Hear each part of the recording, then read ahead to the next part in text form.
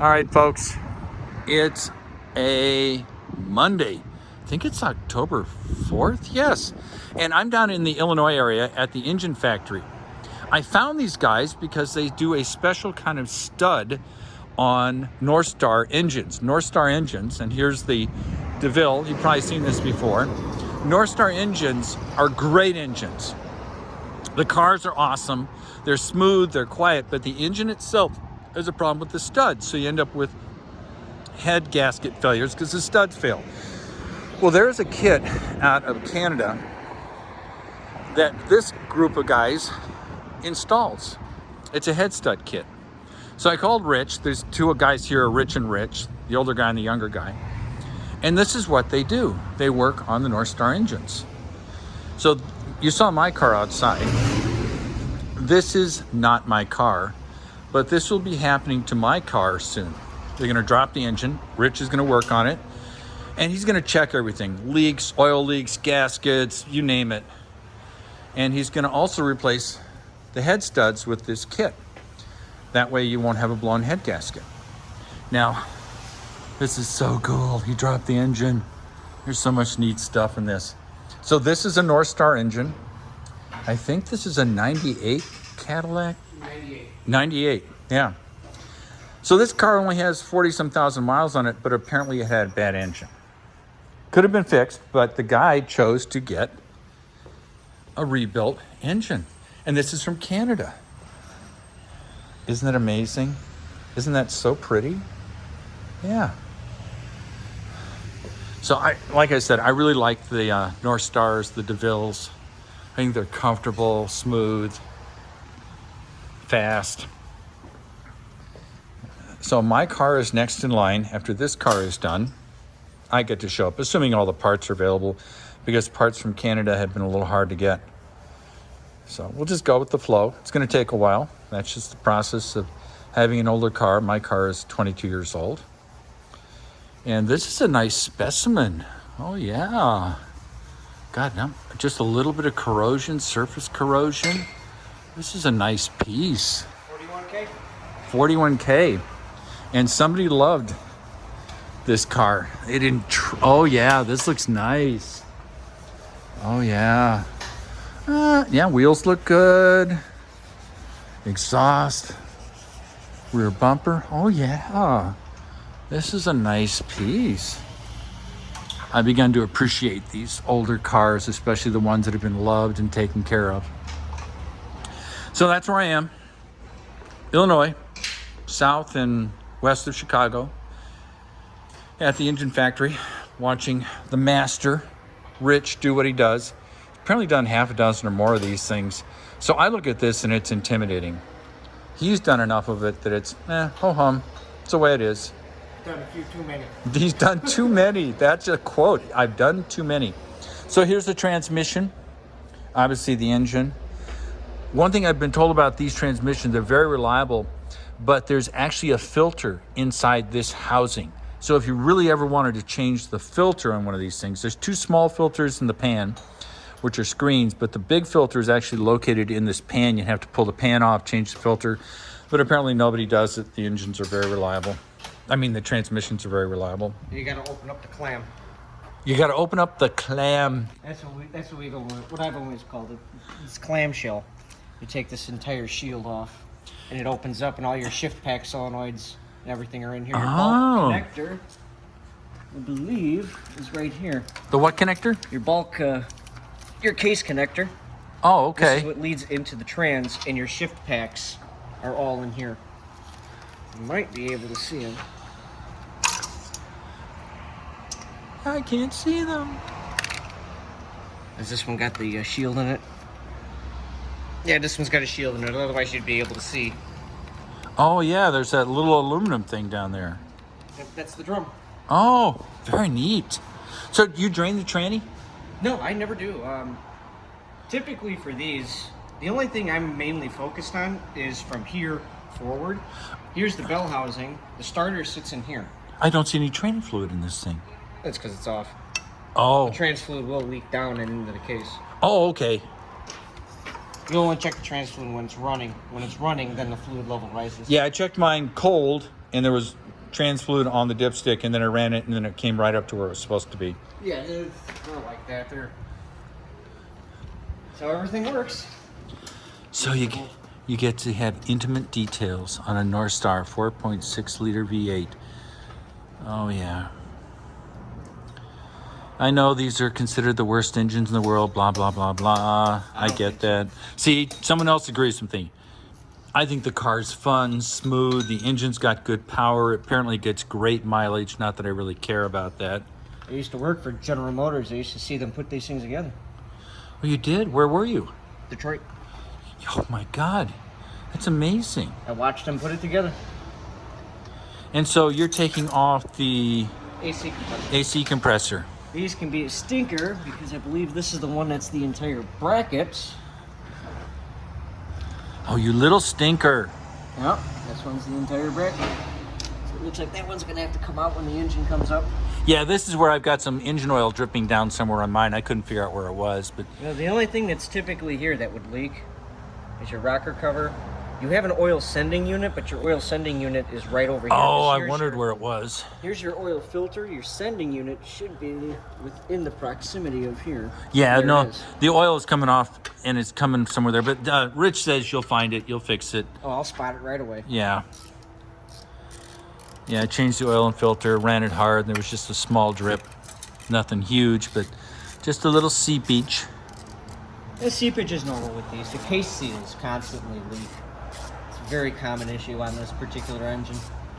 Well, you'll get to teach me and say, don't worry about that, worry about this. Oh yeah. I've got a list of things. Here's your tail shaft to your trans. They call this a trans axle because it's a transmission and axle in one. All in one. Here's your tail shaft. Here's your opposite output shaft. There's a differential inside that drives both front axles. Very nice. God, I don't think I would have ever thought I was going to get to see this much detail. So I'm just sort of, everybody who's into the Northstars gets an intimate look at this. Thank you for letting me use your light. Oh, no problem. Watch yourself there. I got some stuff on the floor. Yeah, and I'm filming and trying to think at the same time. Multitasking. Yeah, not a good thing, not a good look for me. Usually never works for me either.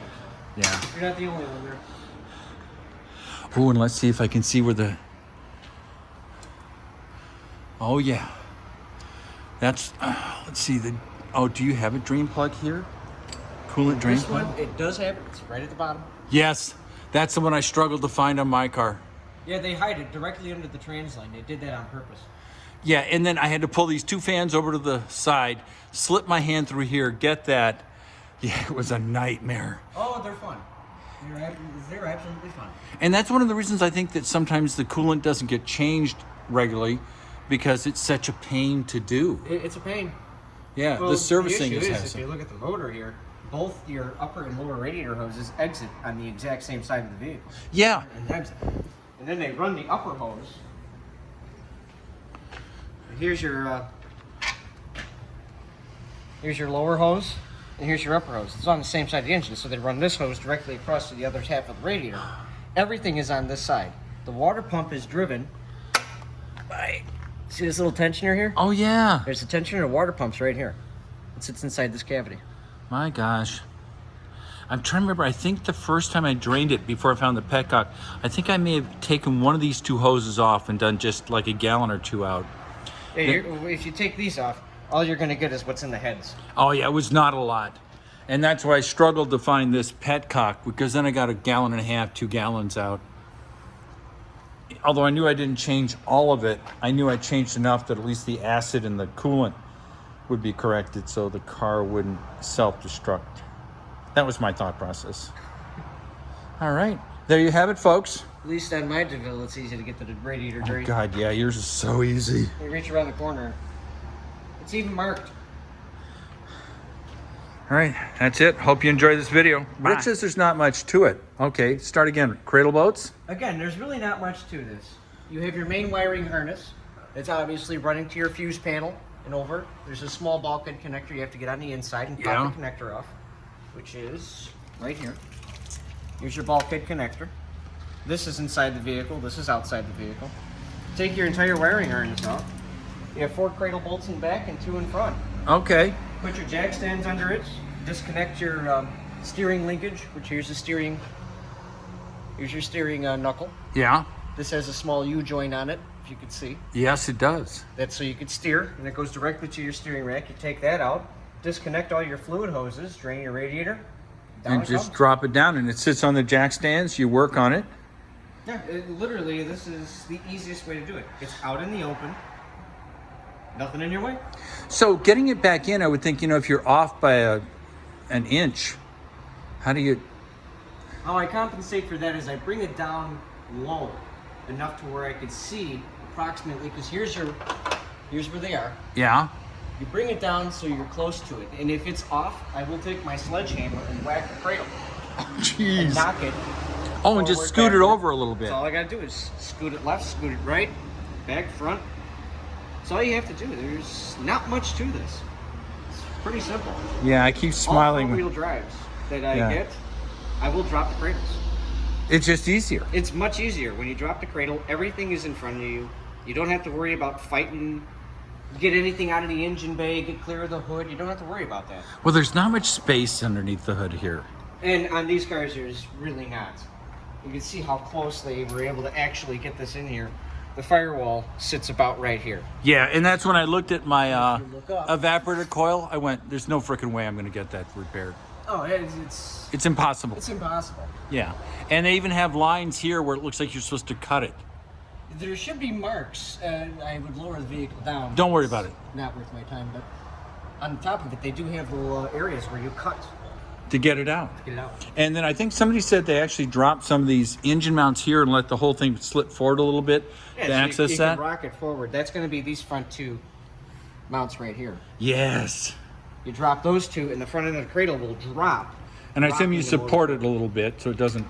You would support it, yes, because you at that point now you're risking everything else. Wow. So how long does it take you to drop one of these things, would you say? Not horribly long. It depends on model. Half a day, a day? Approximately. Okay. Well, I'm very excited. Yeah. Because like I said, I really like my DeVille. Now, changing plugs on these things. Is this the best time to do it when it's out of the car? Yes. I've done them in the car. You can do it. You just need a small extension, and that's pretty Yeah. much all you need. Well, obviously, I'm like everybody who brings their car in. Well, make sure you change the plugs. Because I'll be dead by the time the next plugs need to be done on this thing. And the car is 22 years old. I know it only has 22,000 miles. But my experience, and it's limited, is it's nice to pull the plugs because it tells you a lot about the car. You can look at the plugs and go, these are great, or you can go, yeah, there's a problem here. The newer cars, they're running better plugs. Back in the day, we were running coppers, and they fouled out pretty easily. Okay. Lower voltage ignition systems. Now we're running higher voltage, so it typically lasts a lot longer. Yeah. I hate to say this in public, but I do every time. I have a Prius. The car's indestructible. Yeah. Also, I get laughed at, which hurts, but that's life. All right, good. You've seen more of a Northstar engine than you will ever see anywhere else. All right, talk to you later, guys. Bye.